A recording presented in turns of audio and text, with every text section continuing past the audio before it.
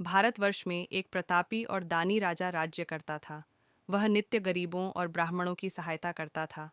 यह बात उसकी रानी को अच्छी नहीं लगती थी। वह न ही गरीबों को दान देती, न ही भगवान का पूजन करती थी, और राजा को भी दान देने से मना किया करती थी। एक दिन राजा शिकार खेलने वन को गए हुए थे, तो रानी महल में अकेली थी। उसी समय बृहस्पति देव साधु वेश में राजा के महल में भिक्षा के लिए गए, और भिक्षा मांगी। रानी ने भिक्षा देने से इनकार किया और कहा, हे साधु महाराज, मैं तो दान पुण्य से तंग आ गई हूँ। मेरा पति सारा धन लुटाते रहते हैं। मेरी इच्छा है कि हमारा धन नष्ट हो जाए, फिर न रहेगा बांस न बजेगी बांसुरी। साधु ने कहा, देवी तुम तो बड़ी विचित्र हो। धन संतान तो सभी चाहते हैं। पुत्र और लक्ष्मी तो पापी के घर भी होने चाहिए। यदि तुम्हारे पास अधिक धन है तो भूखों को भोजन दो, प्यासों के लिए प्याऊ बनवाओ, मुसाफिरों के लिए धर्मशालाएं खुलवाओ। जो निर्धन अपनी कुंवारी कन्याओं का विवाह नहीं कर सकते, उनका विवाह करा दो। ऐसे और कई काम हैं जिनके करने से तुम्हारा यश लोक परलोक में फैलेगा। परंतु रानी पर उपदेश का कोई प्रभाव न पड़ा। वह बोली, महाराज, आप मुझे कुछ न समझाएं। मैं ऐसा धन नहीं चाहती जो हर जगह बांटती फिरूं। साधु ने उत्तर दिया, यदि तुम्हारी ऐसी इच्छा है तो तथास्तु। तुम ऐसा करना कि बृहस्पतिवार को घर लीप कर पीली मिट्टी से अपना सिर धोकर स्नान करना, भट्टी चढ़ाकर कपड़े धोना। ऐसा करने से आपका सारा धन नष्ट हो जाएगा। इतना कहकर वह साधु महाराज वहां से आलोप हो गए। साधु के अनुसार कही बातों को पूरा करते हुए रानी को केवल 3 बृहस्पतिवार ही बीते थे कि उसकी समस्त धन संपत्ति नष्ट हो गई। भोजन के लिए राजा का परिवार तरसने लगा। तब एक दिन राजा ने रानी से बोला कि हे रानी, तुम यहीं रहो, मैं दूसरे देश को जाता हूँ, क्योंकि यहाँ पर सभी लोग मुझे जानते हैं, इसलिए मैं कोई छोटा कार्य नहीं कर सकता। ऐसा कहकर राजा परदेश चला गया। वहां वह जंगल से लकद्दी काट कर लाता और शहर में बेचता। इस तरह वह अपना जीवन व्यतीत करने लगा। इधर राजा के प्रदेश जाते ही रानी और दासी दुखी रहने लगी। एक बार जब रानी और दासी को 7 दिन तक बिना भोजन के रहना पड़ा, तो रानी ने अपनी दासी से कहा, हे दासी, पास ही के नगर में मेरी बहन रहती है। वह बड़ी धनवान है। तू उसके पास जा और कुछ ले आ, ताकि थोड़ी बहुत गुजर बसर हो जाए। दासी रानी की बहन के पास गई। उस दिन गुरुवार था और रानी की बहन उस समय बृहस्पतिवार व्रत की कथा सुन रही थी। दासी ने रानी की बहन को अपनी रानी का संदेश दिया, लेकिन रानी की बड़ी बहन ने कोई उत्तर नहीं दिया। जब दासी को रानी की बहन से कोई उत्तर नहीं मिला, तो वह बहुत दुखी हुई और उसे क्रोध भी आया। दासी ने वापस आकर रानी को सारी बात बता दी। सुनकर रानी ने अपने भाग्य को कोसा। उधर रानी की बहन ने सोचा कि मेरी बहन की दासी आई थी, परंतु मैं उससे नहीं बोली। इससे वह बहुत दुखी हुई होगी।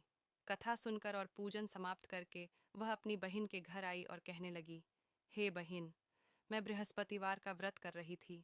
तुम्हारी दासी मेरे घर आई थी, परंतु जब तक कथा होती है तब तक न तो उठते हैं और न ही बोलते हैं, इसलिए मैं नहीं बोली। कहो दासी क्यों गई थी? रानी बोली, बहन, तुमसे क्या छिपाऊं, हमारे घर में खाने तक को अनाज नहीं था। ऐसा कहते कहते रानी की आंखें भर आईं। उसने दासी समेत पिछले 7 दिनों से भूखे रहने तक की बात अपनी बहन को विस्तार पूर्वक सुना दी। रानी की बहन बोली, देखो बहन, भगवान बृहस्पति देव सबकी मनोकामना को पूर्ण करते हैं। देखो, शायद तुम्हारे घर में अनाज रखा हो। पहले तो रानी को विश्वास नहीं हुआ, पर बहन के आग्रह करने पर उसने अपनी दासी को अंदर भेजा, तो उसे सचमुच अनाज से भरा एक घड़िड्ढा मिल गया। यह देखकर दासी को बड़ी हैरानी हुई।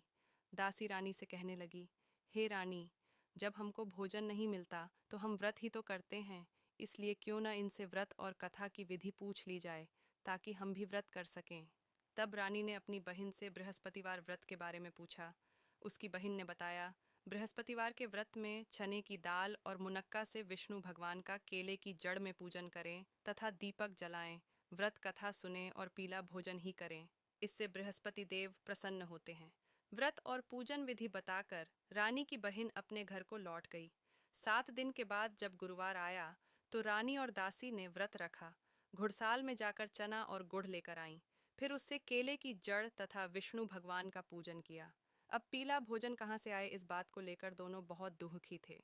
चूंकि उन्होंने व्रत रखा था, इसलिए बृहस्पति देव उनसे प्रसन्न थे। इसलिए वे एक साधारण व्यक्ति का रूप धारण कर 2 थालों में सुंदर पीला भोजन दासी को दे गए।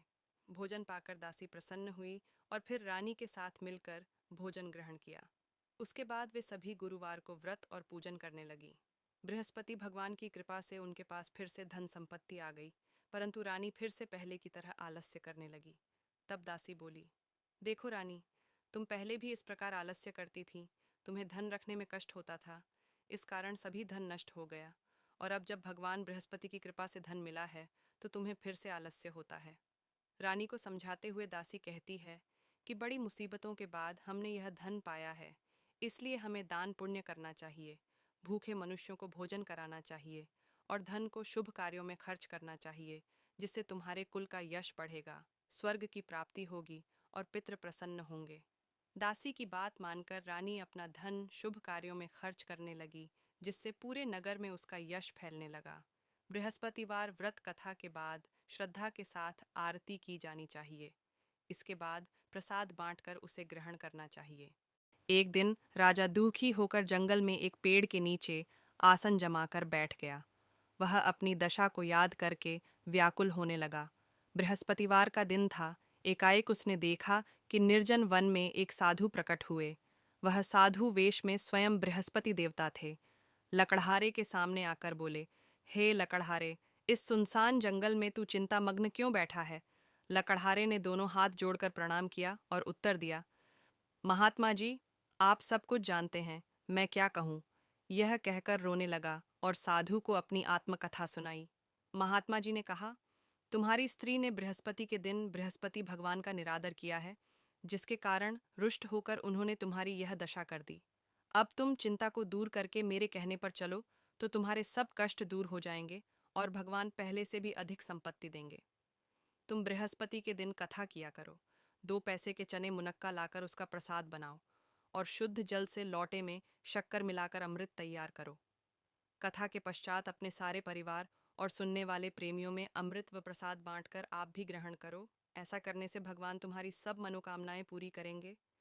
साधु के ऐसे वचन सुनकर लकड़हारा बोला, हे प्रभु, मुझे लकड़ी बेचकर इतना पैसा नहीं मिलता जिससे भोजन के उपरांत कुछ बचा सकूं। मैंने रात्रि में अपनी स्त्री को व्याकुल देखा है। मेरे पास कुछ भी नहीं जिससे मैं उसकी खबर मंगा सकूं। साधु ने कहा, हे लकड़हारे, तुम किसी बात की चिंता मत करो। बृहस्पति के दिन तुम रोजाना की तरह लकड़ियां लेकर शहर को जाओ। तुमको रोज से दुगुना धन प्राप्त होगा, जिससे तुम भली भांति भोजन कर लोगे तथा बृहस्पति देव की पूजा का सामान भी आ जाएगा। इतना कहकर साधु अंतर्ध्यान हो गए।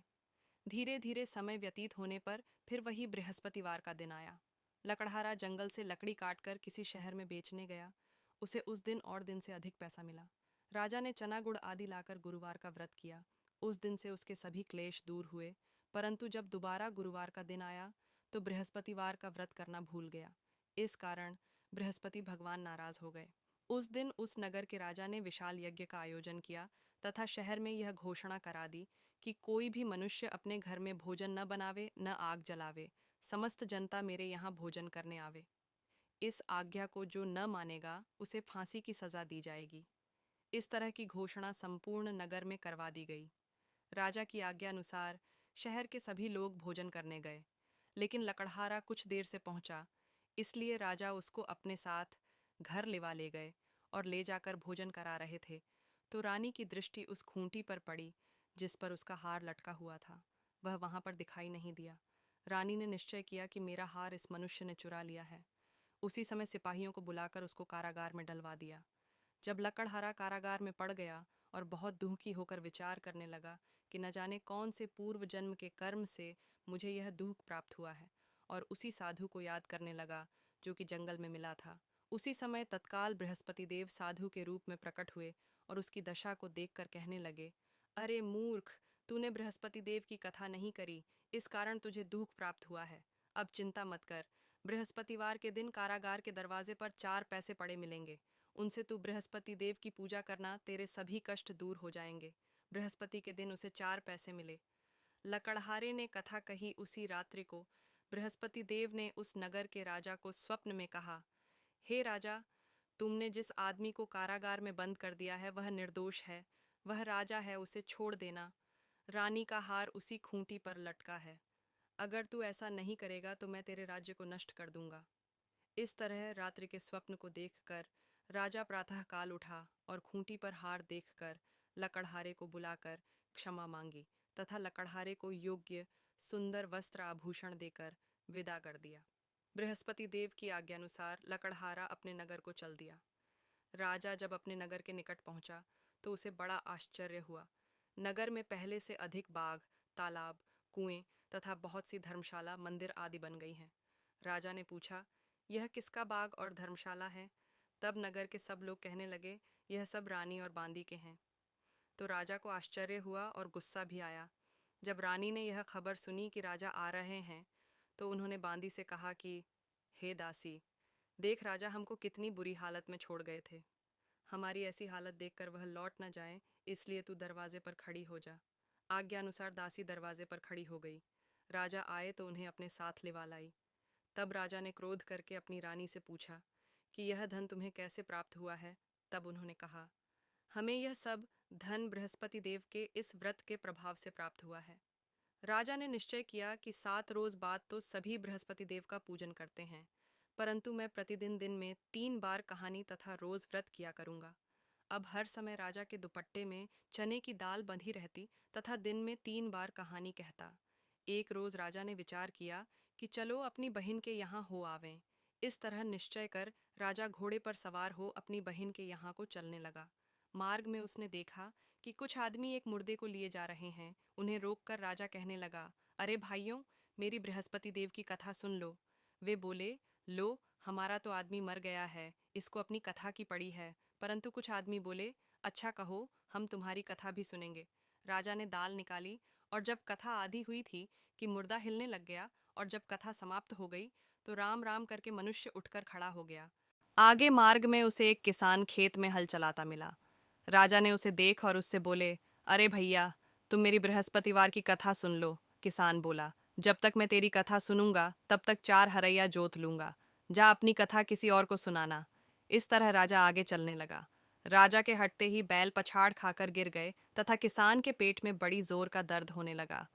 उस समय उसकी माँ रोटी लेकर आई। उसने जब यह देखा तो अपने पुत्र से सब हाल पूछा, और बेटे ने सभी हाल कह दिया। तो बुढ़िया दौड़ी दौड़ी उस घुड़सवार के पास गई और उससे बोली कि मैं तेरी कथा सुनूंगी, तू अपनी कथा मेरे खेत पर चलकर ही कहना।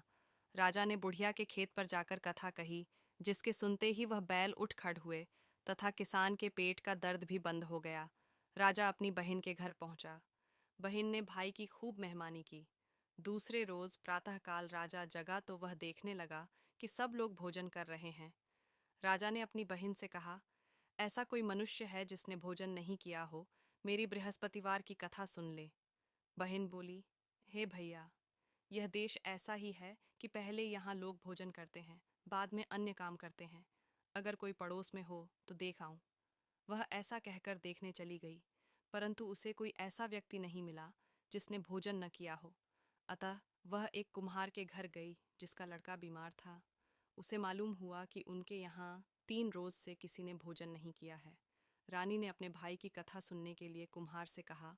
वह तैयार हो गया। राजा ने जाकर बृहस्पतिवार की कथा कही, जिसको सुनकर उसका लड़का ठीक हो गया। अब तो राजा की प्रशंसा होने लगी। एक रोज राजा ने अपनी बहन से कहा कि हे बहन, हम अपने घर को जाएंगे, तुम भी तैयार हो जाओ। राजा की बहन ने अपनी सास से कहा। सास ने कहा, हाँ चली जा, परंतु अपने लड़कों को मत ले जाना, क्योंकि तेरे भाई के कोई औलाद नहीं है। बहन ने अपने भैया से कहा, हे भैया, मैं तो चलूंगी पर कोई बालक नहीं जाएगा। राजा बोला, जब कोई बालक नहीं चलेगा तब तुम ही क्या करोगी? बड़े दुखी मन से राजा अपने नगर को लौट आया। राजा ने अपनी रानी से कहा, हम निर्वंशी हैं, हमारा मुंह देखने का धर्म नहीं है और कुछ भोजन आदि नहीं किया। रानी बोली, हे प्रभो, बृहस्पति देव ने हमें सब कुछ दिया है, वह हमें औलाद अवश्य देंगे। उसी रात को बृहस्पति देव ने राजा से स्वप्न में कहा, हे राजा, उठ, सभी सोच त्याग दे, तेरी रानी गर्भ से है। राजा की यह बात सुनकर बड़ी खुशी हुई। 9वें महीने में उसके गर्भ से एक सुंदर पुत्र पैदा हुआ। तब राजा बोला, हे रानी, स्त्री बिना भोजन के रह सकती है, पर बिना कहे नहीं रह सकती। जब मेरी बहन आवे तुम उससे कुछ कहना मत। रानी ने सुनकर हाँ कर दिया। जब राजा की बहन ने यह शुभ समाचार सुना तो वह बहुत खुश हुई तथा बधाई लेकर अपने भाई के यहाँ आई। तभी रानी ने कहा, घोड़ा चढ़कर तो नहीं आई, गधा चढ़ी आई। राजा की बहन बोली, भाभी, मैं इस प्रकार न कहती तो तुम्हें औलाद कैसे मिलती? बृहस्पति देव ऐसे ही हैं जैसी जिसके मन में कामनाएं हैं, सभी को पूर्ण करते हैं। जो सद्भावना पूर्वक बृहस्पतिवार का व्रत करता है एवं कथा पढ़ता है अथवा सुनता है, दूसरों को सुनाता है, बृहस्पति देव उसकी सभी मनोकामना पूर्ण करते हैं।